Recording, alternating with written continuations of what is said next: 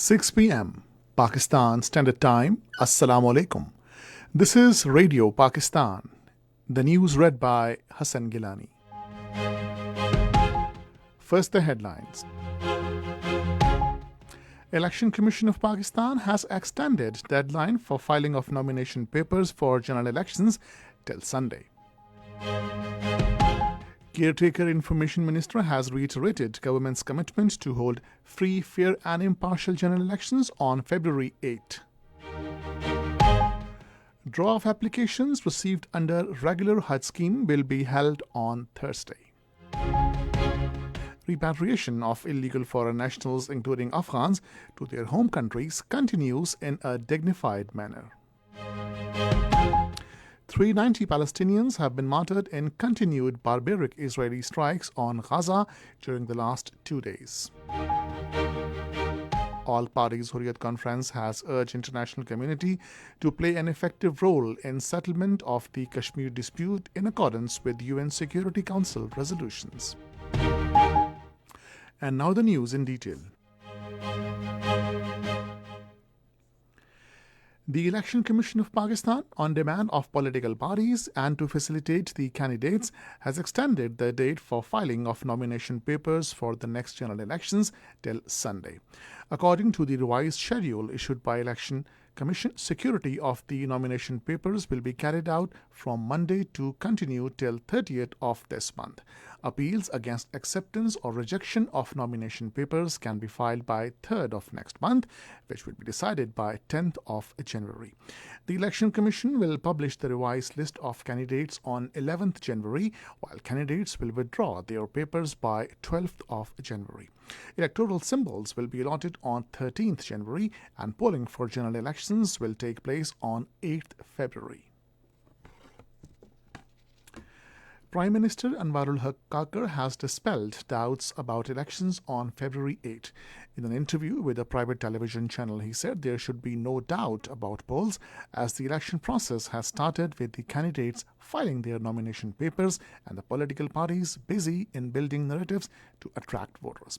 The Prime Minister said it is a constitutional requirement to hold elections which would be held on February 8, after which a new elected government would be formed.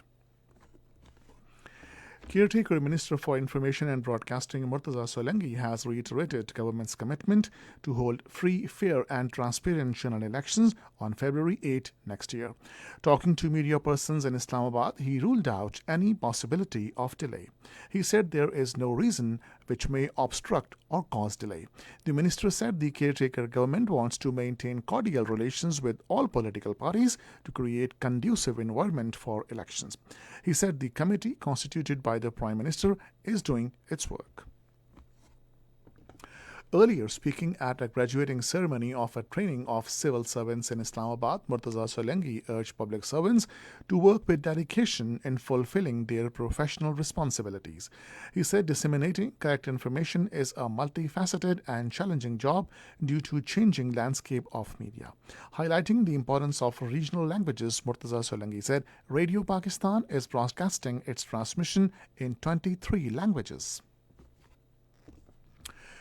Draw for regular Hajj scheme will be held on Thursday next. Spokesperson for Ministry of Religious Affairs Muhammad Umar Butt in a statement said over 66,000 applications have so far been received against the regular Hajj scheme. He said that the last date for sponsorship scheme has been extended till 31st of this month on the insistence of overseas Pakistanis. The intending pilgrims can deposit money in dollars by the end of this month. Saudi Aviation has given a deadline of 2nd January to airlines to submit the Hajj flights schedule. Caretaker Minister for Federal Education Madad Ali Sindhi has asked political parties to focus on education, provision of clean drinking water, economic stability and poverty alleviation in their manifesto for upcoming elections. He was addressing 7th Pakistan Excellence Award Distribution Ceremony 2023 in Karachi. The minister also underlined the need of educational reforms to bring country's education sector at par with international level. Pakistan Railways is working to expand its network of express trains to 96 till Monday to better facilitate the commuters. According to an official, the overall punctuality ratio of trains has improved from 76 to 93% in 3 months, owing to close monitoring and stern measures taken by Pakistan Railways. Pakistan Railways is also set to introduce the Train Driver Assistance System that will help train drivers to have a clear view of the railway track up to a distance of 700 meters. This is Radio Pakistan. Repatriation of illegal foreign nationals, including Afghans, to their homeland is continuing in a dignified manner. In addition to other measures for the dignified return of Afghans to their home country, transit camps equipped with all facilities have been established in various districts for their temporary accommodation. The government continues to facilitate the repatriating undocumented Afghan nationals at Torkham and Chaman border crossings. During the last 24 hours, a total of 1,483 Afghan citizens repatriated through Chaman and Torkham border. So far, a total of over 443,000 Afghan nationals illegally residing in Pakistan have been repatriated to their country. People of Chaman district are being facilitated to get passports under one document regime for their movement across Pak Afghan international border. Earlier, there was only one room of the passport office Chaman, but now it is expanded and 10 counters have been established. 2 counters have been allocated for women only. Similarly, a new passport office with 5 counters has also been established in Kila Abdullah under one document regime. All Parties Hurriyat Conference has urged the international community to take cognizance of the Indian brutalities in Indian illegally occupied Jammu and Kashmir and play an effective role in the resolution of Kashmir dispute in accordance with UN Security Council resolutions. In a statement, spokesman for APHC said, Narendra Modi-led Indian government has usurped all fundamental rights of the people of IIOJK.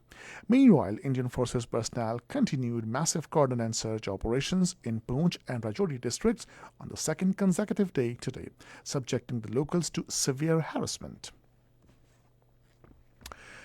Israeli forces in their unabated bombardment on Gaza have martyred 390 Palestinians and injured 734 during the last 2 days. Airstrikes and artillery bombardments have been reported across the besieged enclave. Israel's military today ordered residents of Al-Bureij in central Gaza to move south immediately. The UN Security Council is expected to vote on a resolution today to increase humanitarian aid to stave off the threat of famine in Gaza. The European Commission has agreed to provide $130 million aid package to support the Palestinian Authority. The Commission said the aid would help pay salaries and pensions of civil servants in the West Bank, social allowances for vulnerable families, and the payment for medical referrals to East Jerusalem hospitals.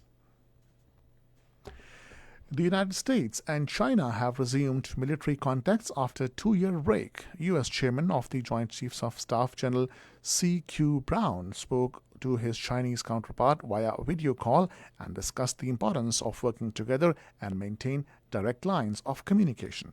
They discussed a number of global and regional security issues. Japan is planning to ship Patriot air defense missiles to the United States after revising its arms export guidelines. Chief Cabinet Secretary Yoshimasa Hayashi, in a statement, said this holds significant meaning in terms of further strengthening the Japan-US alliance. He said it will contribute not only to Japan's security, but also the peace and stability of the wider Indo-Pacific region. And finally, the weather. Mainly cold and partly cloudy weather is expected in most upper and central parts of the country during the next 12 hours. However, light rain and drizzle is likely at isolated places in northeast Balochistan, south and central Punjab, and lower Khyber Pakhtunkhwa, while light rain and drizzle, light snow over mountains is likely at isolated places in Kashmir, Islamabad, Pothohar region, upper Punjab, and upper Khyber Pakhtunkhwa during the night. And that is the end of the news. For more news and analysis, log on to our website radio.gov.bk and also watch live video streaming of our bulletins on the link facebook.com/Radio Pakistan News Official.